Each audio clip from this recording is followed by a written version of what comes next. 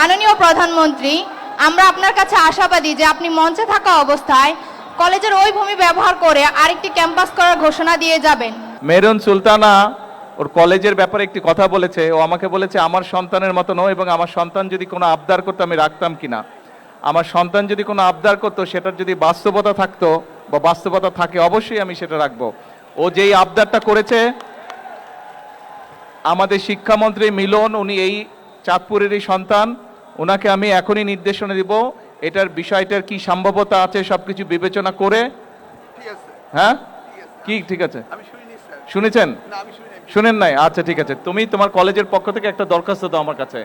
ওখানে যাও, গিয়ে প্রিন্সিপাল স্যারের সাথে কথা বলে একটা দরখাস্ত দাও, তারপর আমি দেখছি।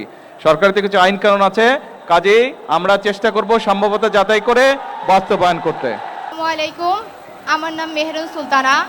আমি চাঁদপুর সরকারি কলেজের অনার্স প্রথম বর্ষের শিক্ষার্থী। মাননীয় প্রধানমন্ত্রী, আপনি চাঁদপুরে আসে আমরা অত্যন্ত আনন্দিত এবং গর্বিত। ইলিশের বাড়ি চাঁদপুরে আপনাকে স্বাগতম।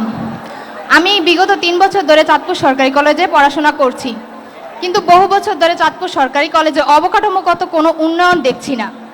আমরা বর্তমানে চাঁদপুর সরকারি কলেজে প্রায় 17,000 শিক্ষার্থী আছি, কিন্তু সে তুলনায় জায়গা অনেক কম।